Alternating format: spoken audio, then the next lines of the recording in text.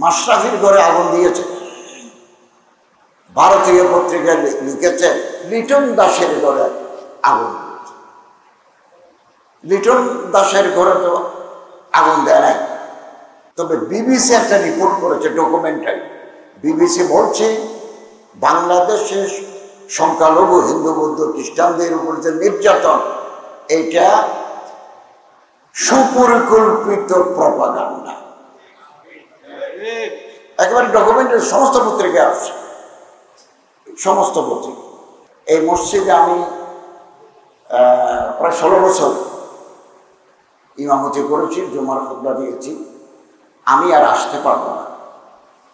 এই গভর্নমেন্টের দায়িত্ব যতদিন আছে সেদিন তো আমার সম্ভবই নয়। দায়িত্ব ছেড়ে দেওয়ার পরও আমি আর আসবো না। আজকেই আমি আপনাদের কাছ থেকে বিদায় নিচ্ছি। আজকেই বিদায় নিচ্ছি। আমি ইন্টারন্যাশনাল ইসলাম ইউনিভার্সিটিতে পড়াতাম, ওখান থেকে বিদায় নিয়েছি। যিনি মাদ্রাসায় হাদিস পড়াতাম, ওখান থেকেও আমি বিদায় নিয়েছি। বাকি আল্লাহ, হায়াতের মালিক তো আল্লাহ। আমরা কতদিন রাষ্ট্রীয় দায়িত্বে আছি এটা আগে ভাগে বলা মুশকিল। কতদিন আছি আমরা, আমাদের গভর্নমেন্ট কতদিন আছে, আমি কতদিন আছি, এটা আগে ভাগে বলা মুশকিল। মানুষের একটা আকাঙ্ক্ষা আছে কিছু সংস্কার করার জন্য, তো আমরা ধীরে ধীরে সংস্কারের কাজে হাত দিয়েছি, বিভিন্ন জায়গায় হাত দিয়েছি। অর্থনীতিটাকে আমরা একটু চাঙ্গা করতে চাই, পলিটিক্যাল স্টেবিলিটি আমরা নিশ্চিত করতে চাই, মানুষের মধ্যে একটা আস্থার পরিবেশ ফিরিয়ে আনতে চাই। নাহমাদুহু ওয়া নুসাল্লি আলা রাসূলিহিল কারীম, আম্মা বা'দ।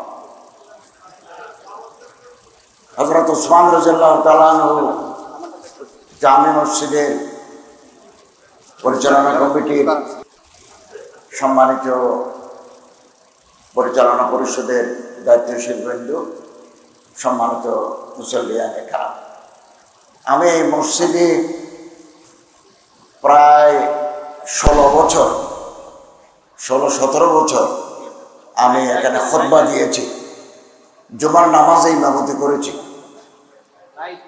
এই দীর্ঘদিনে আমি আপনাদের যে ভালোবাসা মহব্বত পেয়েছি, এটা আমার সারা জীবন মনে থাকবে। আমি অনেক সময় দুপুরের খাবার মওলানা রশিদ সাহেব, হাজী নুরুল আলম সাহেব, আমাদের সভাপতি হাজী কাসেম সাহেব, আমাদের সেক্রেটারি জেনারেল জানা আলম সাহেবের, আরও আশেপাশের ঘরে আমি বহুদিন দুপুরের খাবার গ্রহণ করেছি। এই দীর্ঘকাল কারোর সাথে আমার কোনো মনোমালিন্য হয় নাই, এবং আমি আপনাদের পক্ষ থেকে যে মহাব্বত, যে ভালোবাসা পেয়েছি, এটা আমার সারা জীবন মনে থাকবে। এবং আমি এখন, আপনারা জানেন, আমি এখন রাষ্ট্রীয় দায়িত্বে আছি। কতদিন আমাদের এই দায়িত্ব পালন করতে হবে এটা আমার জানা নেই। ইন্টারিম গভর্নমেন্ট, অন্তর্বর্তীকালীন সরকার কতদিন থাকবে সেটারও এই টেনিউর সম্পর্কেও আমাদের জানা নেই। তবে দায়িত্ব নেওয়ার পর থেকে আমরা 8ই আগস্ট দায়িত্ব নিয়েছি। অত্যন্ত আন্তরিকতার সাথে, দেশপ্রেমের সাথে, সততা, সাধুতার সাথে আমরা কাজ করে যাচ্ছি। তো আমাদের অগ্রাধিকার ভিত্তিক কাজ হচ্ছে আইন শৃঙ্খলা উন্নয়ন, restoration of law and order. দ্বিতীয়ত, একটা সাস্টেইনেবল ইকোনমি। আমাদের রিজার্ভ ছিল না, এটাকে আমরা আস্তে আস্তে গ্রো করছি। আরও কিছু সংস্কার আছে, মানুষের আকাঙ্ক্ষা, এই সংস্কারগুলো আমরা ধাপে ধাপে করতে যাচ্ছি। একদিনে হয় না, এগুলো সময় লাগে, আমরা আস্তে আস্তে করে যাচ্ছি। এবং আমি আপনাদের খেদমতে আরজ করব, আমরা শান্তি শৃঙ্খলা বজায় রাখব। আইন আমরা নিজের হাতে তুলে নেব না। Law must take its own course. কালকেও আমার সাথে অতিরিক্ত ডিআইজি এসপি সাহেবের সাথে গভীর রাত পর্যন্ত কথা হয়েছে। বিগত আমলে রাজনৈতিক কারণে যে সমস্ত মামলা হয়েছে, আপনারা হালিশহর থানার সাথে যোগাযোগ রাখেন, আমাদের ইনস্ট্রাকশন দেওয়া আছে। যেগুলো 164 হয় নাই এগুলো আমার ফাইনাল রিপোর্ট দিয়ে দেবেন এবং অলরেডি দিয়ে দিচ্ছেন। 164 হলেও কোনো অসুবিধা নেই। অতএব বিগত দিনে মিথ্যা হয়রানিমূলক কোনো মামলা যদি হয়ে থাকে, আমরা এগুলো মামলা থেকে আপনাদের মুক্তি দিতে চাই এবং এই অঞ্চলে বৈষম্য বিরোধী আন্দোলনের সময় যারা আহত হয়েছে, যাদের শরীরের ভিতরে বুলেট ইনজুরি আছে, গুলির দাগ আছে, অথবা হাতে পায়ে কোথাও কোনো জখমের দাগ আছে, হসপিটালের সার্টিফিকেট নিয়ে আমাদের সাথে যোগাযোগ করলে আমরা তাদেরকে আর্থিক সাহায্য করব। আমি গত পরশু ঢাকা মেডিকেল কলেজে আহতদেরকে আমি দেখতে গেছি। এরপরে বার্ন ইউনিট যেটা আছে ইনস্টিটিউট, ওখানেও গেছে এবং একজনের এই অংশটা নাই, নাক নাই, মুখ নাই, একটা দাঁত আছে, কথা বলতে পারছেন। তো আমি ডাইরেক্টরকে জিজ্ঞাসা করেছি যে এই মানুষটাকে বাঁচানো যায় কিনা। তিনি বললেন আমরা চেষ্টা করব, নিচ থেকে হাড্ডি নিয়ে, মাংস নিয়ে আমরা তার একটা নাক বসায় দেব, মুখ বসায় দেব, মোটামুটি তারা আমরা চেষ্টা করব। আমরা একথাও বলেছি আহতদের চিকিৎসার ব্যয়ভার বাংলাদেশ সরকার বহন করবে, এমনকি বিদেশে যদি পাঠাতে হয় সেটা করার জন্য আমরা তৈরি আছি। আমাদের মাননীয় প্রধান উপদেষ্টা ঘোষণা দিয়েছেন তিনি একটা ফাউন্ডেশন করবেন। আমরা যারা অ্যাডভাইজার্স আছি আমরা মেম্বার থাকব, মানুষ সেখানে টাকা দেবে, যারা আহত তাদের চিকিৎসা হবে, যারা শহীদ হয়েছেন তাদের পরিবার চলার জন্য এখান থেকে ফাউন্ডেশন থেকে যাবে।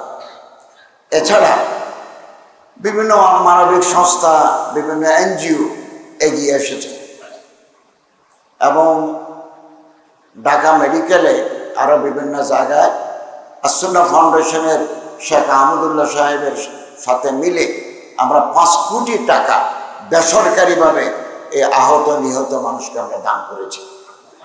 আরও 5 কোটি টাকা অন দি পাইপলাইন আরও আসতেছে। গতকাল পরশু আমি চট্টগ্রাম বিমানবন্দরে নেমেই মেডিকেল কলেজ আসছি। ব্রিগেডিয়ার জেনারেল যিনি ছিলেন উনি আমাদেরকে রিসিভ করলেন। 4 জন আইসিইউতে আছে, ফার্স্ট টাইম, কারো চোখ খোলা, কারো চোখ বন্ধ।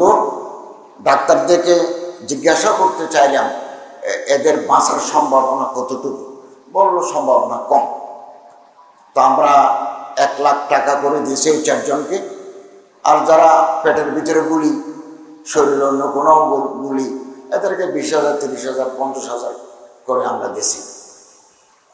প্রায় 21 লক্ষ টাকা বেসরকারিভাবে।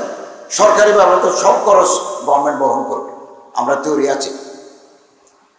ওখানে বিতরণ করেছি। এখন ফেনী, পরশুরাম এই সমস্ত এলাকায় বন্যা দুর্গত এলাকা। তো আমি একজন শিল্পপতিকে অনুরোধ করেছি যে আপনি শুকনো খাবার দেন, আপনার লোক যাবে। আমি আজকের ফ্লাইটে, বিকেলের ফ্লাইটে আমি ঢাকা যাব, গিয়ে জাতিসংঘের একটা প্রতিনিধি দল আসছে হিউম্যান রাইটসের উপরে, ওনাদের সাথে কথা বলে আমি আবার ফেনীতে আসব। আমিও আপনাদের খেদমতে আরজ করব। পরশুরাম, ফেনী, কুমিল্লার অবস্থা খুব খারাপ। বাঁধ ভেঙে গেছে, স্লুইস গেট নষ্ট হয়ে যাওয়ার কারণে পানি আসতেছে। আমরা এই বন্যার্থ মানুষের পাশে দাঁড়াবো। আপনি জাকাতের টাকাও দিতে পারেন, এমনি দানও করতে পারেন এবং বিদেশে, দেশে এবং বিদেশে একটা প্রোপাগান্ডা চলছে, সেটা হচ্ছে যে হিন্দু, বৌদ্ধ, খ্রিস্টানরা এদেশে নিরাপদ নয়, তাদেরকে মেরে ফেলা হচ্ছে, মন্দির ভেঙে দেওয়া হচ্ছে। আমরা ডিসিদের কাছে চিঠি লিখেছি, বাংলাদেশ সমস্ত ডিসি, যে আপনারা আমাদের তথ্য দেন, এবং তথ্য পৌঁছে যাচ্ছে।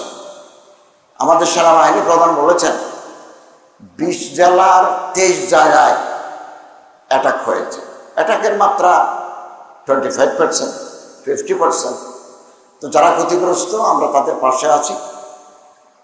এবং উপাসনালয় ধ্বংস করার একটা দুঃখজনক স্মৃতি আমাদের ইতিহাসে আছে। আমি ঢাকেশ্বরী মন্দিরে গেছি, আমি তো কেবল মুসলমানদের মন্ত্রী নই, আমি হিন্দু, বৌদ্ধ, খ্রিস্টান সবারই। এবং 26 তারিখ বঙ্গভবনে মহামান্য রাষ্ট্রপতির সাথে আমি হিন্দু ভাইদেরকে শুভেচ্ছা জানাবো। এটা আমার রাষ্ট্রীয় দায়িত্ব।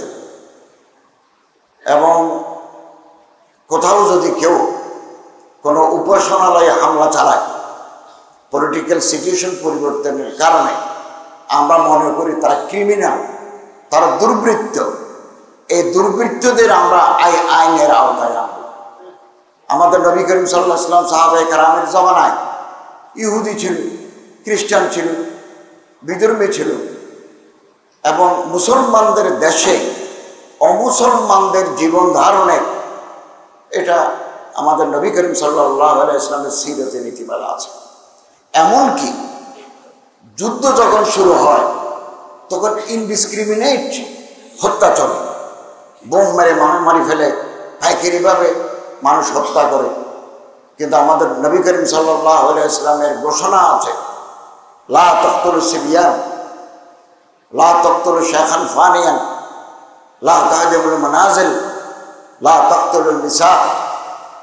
মেয়েদেরকে হত্যা করবে না যুদ্ধের মাঠে, স্বাভাবিক তো করবেই না, যুদ্ধের ময়দানেও করবে না, ছোট বাচ্চাদেরকে হত্যা করবে না। লা তাকতুলু আসহাবাস সাওয়ামে, গির্জার ভিতরে যারা থাকে তাদের গায়ে হাত দিবে না। এটাকে বলা হয় আখলাকিয়াতুল হারব, দি এথিক্স অফ ওয়ার। আমরা সেই লিগেসি বহন করছি। অতএব আমাদের দেশে যারা আছে, হিন্দু, বৌদ্ধ, খ্রিস্টান, নৃগোষ্ঠী, আমরা তাদের পাশে আছি, আমরা তাদের পাশে থাকবো। তারা একা নয়। আমার আপনার যেমন এদেশে ধর্ম চর্চা করা, ধর্ম প্রচার করা, ধর্ম লালন করার অধিকার আছে, তাদেরও আছে। আমি সার্কিট হাউসে হিন্দু, বৌদ্ধ, খ্রিস্টানদেরকে দাওয়াত দিয়েছিলাম, এবং তারা আমাদেরকে বলেছে যে আমরা নির্বিঘ্নে প্রবারণা উৎসব, যেটাকে ফানুস উড়ায়, এটা করতে চাই। তো পুলিশের একজন দায়িত্বশীল কর্মকর্তা আছেন, আমি বললাম প্রবারণা পূজা করতে বাধা কেন? তিনি আমাকে বললেন যে বিমান যেখানে উঠানামা করে ওই জোনে, ওই এলাকায় যদি ফানুস উড়ায়, এই ফানুস যদি বিমানের সাথে লাগে বড় ধরনের দুর্ঘটনা করতে পারে। এমনি প্রবারণা পূজা করতে কোনো বাধা নেই। 26 তারিখ জন্মাষ্টমী, অক্টোবরে দুর্গাপূজা। তো চট্টগ্রামের জেলা প্রশাসন, ল এনফোর্সিং এজেন্সিস, তারা বসবেন কিভাবে আমাদের হিন্দু, বৌদ্ধ, খ্রিস্টানরা তাদের ধর্ম পালন করতে পারেন সে বিষয়ে সিদ্ধান্ত নেবেন। আমি নয়াদিল্লির একটা নিউজ এজেন্সিকে সাক্ষাৎকার দিয়েছি। আমি ওখানেও বলেছি যে আমাদের মাদ্রাসার ছাত্ররা মন্দির পাহারা দিচ্ছে। আমি ঢাকেশ্বরী মন্দিরে গিয়েও দেখেছি তারা পাহারা দিচ্ছে। আমরা সবসময় তাদের পাশে আছি, তাদের অধিকারকে নিশ্চিত করতে চাই। আমার যেমন অধিকার, তার অধিকারও তা। এবং এই বাংলাদেশ আবহমান কাল ধরে একটা সাম্প্রদায়িক সম্প্রীতির দেশ। এখানে অন্যান্য দেশের মতো ব্যাপক হারে কোনো দাঙ্গা বিগত 52 বছরও হয় নাই। আগে ছোটোখাটো একটা সংঘাত, একটা ভুল বুঝাবুঝি, এগুলো সব দেশে হয়ে থাকে। তবে অন্যান্য দেশের মতো একেবারে রায়ট, মাস কিলিং, এইরকম ঘটনা বাংলাদেশে ঘটে নাই। আমরা রোজা পূজা একসাথে করি, আমরা একসাথে চাকরি করি, একসাথে দোকানদারি করি, একসাথে বিজনেস করি। আমাদের মধ্যে একটা কমিউনাল হারমোনি, একটা সাম্প্রদায়িক সম্প্রীতি বহাল রাখছে। কোন সরকারের যখন এক সরকার যায় আরেক সরকার আসে, তখন কিছু মতলববাজ লোক এই সংখ্যালঘু ট্রাম্প খেলে, যে এদেরকে মেরে ফেলা হচ্ছে, এদের বাড়িঘর লুট করা হচ্ছে, এই খেলে। এবং এটা এই জামানায়ও হচ্ছে, আমাদের সময়েও হচ্ছে। এবং এটা করে আমাদের অন্তর্বর্তীকালীন সরকারের ভাবমূর্তি নষ্ট করা, আমাদের ইমেজ ক্ষুণ্ণ করা একটা অশুভ পায় তারা চলছে। আমাদের এ ব্যাপারে সচেতন থাকতে হবে। এবং ভারতীয় প্রধানমন্ত্রী মিস্টার নরেন্দ্র মোদী আমাদের প্রধান উপদেষ্টার সাথে কথা বলেছেন এবং সংখ্যালঘুদের নিরাপত্তা চেয়েছেন। মাননীয় প্রধান উপদেষ্টা আমাকে আশ্বস্ত করেছেন যে আমরা এদেশের নাগরিক, আমাদের সাম্প্রদায়িক সম্প্রীতি আছে, আমরা অত্যন্ত সতর্কতার সাথে তাদের এগুলো আমরা ডিল করছি। এখন কথা হচ্ছে, কেউ যদি রাত্রে নিশিতে মন্দিরে আক্রমণ করে, ওখানে তো সিসিটিভি থাকে না, সব গ্রামে কি সিসিটিভি থাকে? তারপরেও তারা যদি মামলা করে, তাহলে আমরা এই অপরাধীকে ধরে নিয়ে আসবো। তবে বিবিসি একটা রিপোর্ট করেছে, ডকুমেন্টারি। বিবিসি বলছে বাংলাদেশের সংখ্যালঘু হিন্দু বৌদ্ধ খ্রিস্টানদের উপর যে নির্যাতন, এটা সুপরিকল্পিত প্রপাগান্ডা। একেবারে ডকুমেন্টারি, সমস্ত পত্রিকা আসছে, সমস্ত পত্রিকা। মাশরাফির ঘরে আগুন দিয়েছে, ভারতীয় পত্রিকায় লিখেছে লিটন দাসের ঘরে আগুন দিয়েছে। লিটন দাসের ঘরে তো আগুন দেয় নাই, আর আগুন দিয়েছে মানুষ মাশরাফির ঘরে। তো আমাদেরকে সচেতন থাকতে হবে। আমরা প্রত্যেকে দেশের নাগরিক, শান্তি শৃঙ্খলা, আমরা আইন হাতে নেব না। Law must take its own course. দেশে আদালত আছে, পুলিশ আছে, অ্যাডমিনিস্ট্রেশন আছে, আমরা তাদের সহায়তা গ্রহণ করব। আইন নিজের হাতে তুলে নেব না, মিলেমিশে থাকবো সবাই। আমরা দেশের নাগরিক। আমরা কতদিন রাষ্ট্রীয় দায়িত্বে আছি, এটা আগে ভাগে বলা মুশকিল। কতদিন আছি আমরা, আমাদের গভর্নমেন্ট কতদিন আছে, আমি কতদিন আছি, এটা আগে ভাগে বলা মুশকিল। মানুষের একটা আকাঙ্ক্ষা আছে কিছু সংস্কার করার জন্য। তো আমরা ধীরে ধীরে সংস্কারের কাজে হাত দিয়েছি, বিভিন্ন জায়গায় হাত দিয়েছি। অর্থনীতিটাকে আমরা একটু চাঙ্গা করতে চাই, পলিটিক্যাল স্টেবিলিটি আমরা নিশ্চিত করতে চাই, মানুষের মধ্যে একটা আস্থার পরিবেশ ফিরিয়ে আনতে চাই।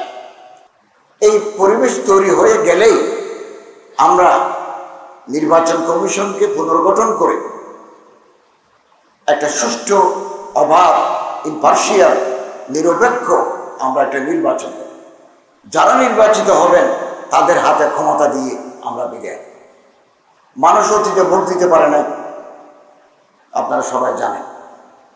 ভোট এটা রাইটস, কনস্টিটিউশনাল রাইটস।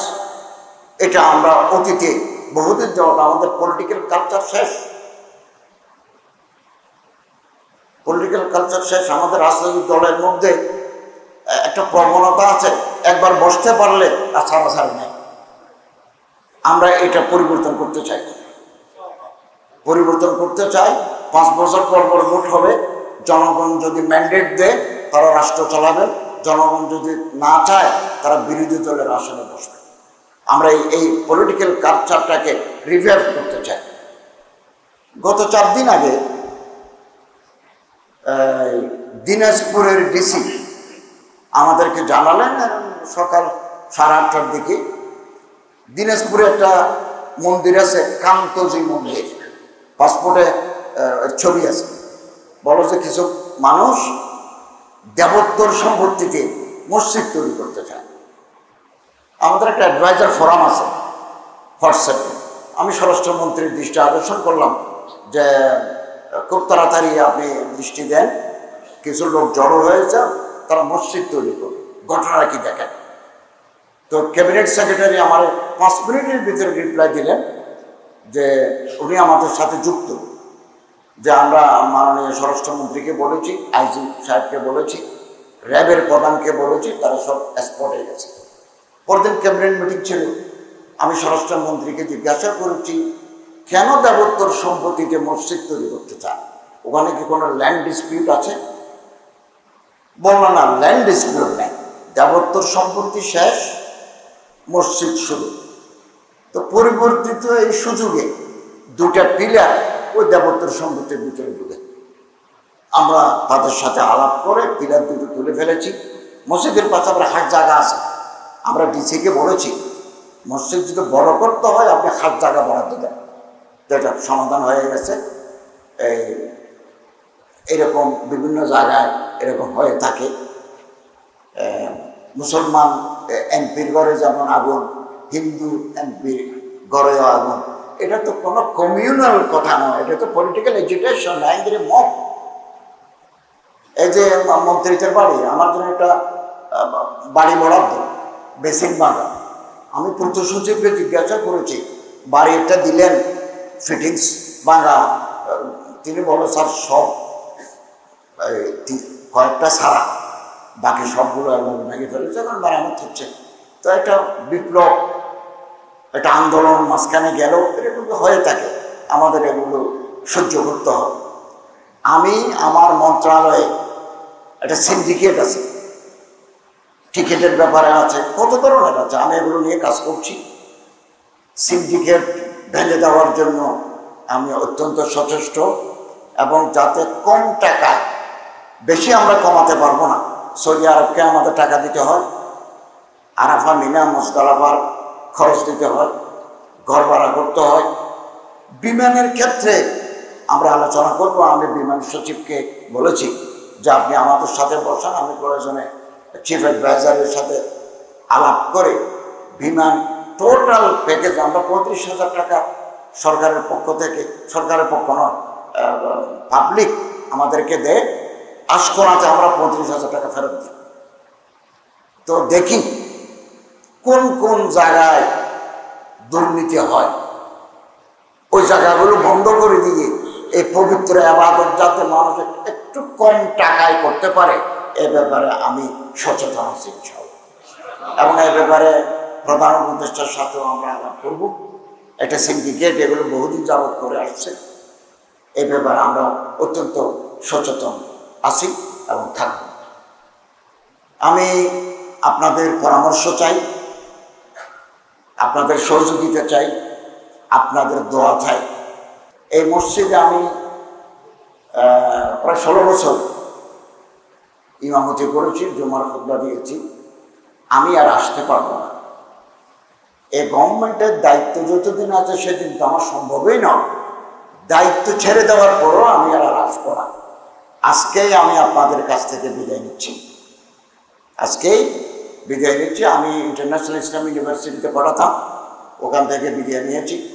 যিনি মাদ্রাসায় হাদিস পড়াতাম, ওখান থেকেও আমি বিদায় নিয়েছি। বাকি আল্লাহ, হায়াতের মালিক তো আল্লাহ। তুতিল মুলকা মান তাশা ওয়া তানজিউল মুলকা মিম্মান তাশা ওয়া তুইজ্জু মান তাশা ওয়া তুযিল্লু মান তাশা। আমি 8ই আগস্ট 7:30টার আগে আমি জানতাম না আমি যে উপদেষ্টা হচ্ছি। বিভিন্ন জায়গা থেকে 7টার দিকে যমুনা টেলিভিশন বলতেছে যে আমার উপদেষ্টা করা হয়েছে, এবং এগুলো যারা করেছেন বিভিন্ন এজেন্সি, বিভিন্ন রাজনৈতিক দল, বিভিন্ন ইসলামিক অর্গানাইজেশন, 12 জনের তালিকা ছিল। এগুলো রিভাইজ হতে হতে শেষ পর্যন্ত আমার নামটা এসেছে। এটা আল্লাহ তাআলার দান, আমার কোনো তদবির নেই। আমি সব জীবন যাপন করেছি। আমি আমার মন্ত্রণালয়ের secretary, joint secretary, additional secretary সবাইকে বলেছি আমি 1 পয়সা ঘুষ খাবো না। আমার তো এখন কবরে যাওয়ার টাইম। লা ইয়াদখুলুল জান্নাতা জাসাদুন গুযিয়া বিল হারাম, শরীরের ভিতরে হারাম ঢুকলে এই শরীর বেহেশতে যাবে না। মন্ত্রিত্ব আজকে আছে, কালকে নেই। এখন আমরা ফ্ল্যাগ উড়িয়ে চলি। অনেকে আমাদের আগের যারা ছিলেন তারা ফ্ল্যাগ উড়িয়ে চলেছেন, এখন হাত বাঁধা। অতএব আমরা অত্যন্ত সততা, দেশপ্রেম নিয়ে যতক্ষণ পারি কাজ করে যাব আল্লাহকে রাজি করার জন্য। সরকারে থাকলে পয়সা খাওয়ার সুযোগ আছে, ইনশাআল্লাহ রাজি। আমি আল্লাহর কাছে দোয়া করি আমি একটা পয়সাও যেন অন্যায়ভাবে গ্রহণ না করি। এবং আমার মন্ত্রণালয়ের অফিসারদেরকে আমি বলেছি আমি খুব তদারক করব। আপনারা যদি কেউ দুর্নীতির সাথে যুক্ত থাকেন, আমিও তাদের বিরুদ্ধে আইনানুগ ব্যবস্থা নেব। যেহেতু আমি এই মসজিদে বহুদিন ছিলাম, আপনাদের ভালোবাসা কারো বিরুদ্ধে আমার কোনো অভিযোগ নেই, কেবল আপনাদের মহব্বত ভালোবাসায় আমি আপ্লুত হয়েছি। তো এই মসজিদের জন্য আমি আমার মন্ত্রণালয় থেকে একটা অনুদান দেব। অনুদানটা প্রকাশ্যে বললে 1 সেকেন্ডের ভিতরে ফেসবুকে চলে যাবে। আমি সভাপতি এবং সেক্রেটারি সাহেবকে কানে কানে বলে যাব। এবং আমরা এত ট্রান্সপারেন্ট করেছি, চেকও দিই না, ক্যাশও দিই না। আমরা একটা ফর্ম পাঠাবো, মসজিদের নাম, অ্যাকাউন্ট নাম্বার, সভাপতি সেক্রেটারি স্বাক্ষর, মন্ত্রণালয়ে দিবেন। আমরা মন্ত্রণালয় থেকে অনলাইনে অ্যাকাউন্টে টাকা জমা দিয়ে যাব। আমি কালকে আচ্ছা, এই জায়গা নিয়ে আমাদের সভাপতি সেক্রেটারি সাহেব জানেন, এই জায়গা নিয়ে একটা বিরোধ আছে। আপনারা কাগজপত্র রেডি করেন। আমি যেহেতু ওখানে আছি, আমি আপ্রাণ চেষ্টা করব এই জায়গাটা এই মসজিদের নামে যেন রেজিস্ট্রি হয়। এটা আমি আপ্রাণ চেষ্টা করব এবং একটা অনুদান আমি এখানে দেব। আমি এই ওয়াহাবি, সুন্নি, কথার কথা, হিন্দু, বৌদ্ধ, খ্রিস্টান, আমি কোনো ডিফারেন্স করতে চাই না। আমি প্রত্যেকের সাথে ভালো ব্যবহার, ভালো আচরণ করতে চাই। আমি তাদেরও মন্ত্রী, কেউ আমার গালি দিবে আর কি। আমি প্রথম দিন নেমেই জামিয়া আহমদিয়াতে গেছি, 1600। আলহামদুলিল্লাহ, তারা আমার অত্যন্ত সম্মান করেছেন, অত্যন্ত সম্মান করেছেন। বিরাট গ্যাদারিং, আমি বক্তব্য রেখেছি তাদের সামনে।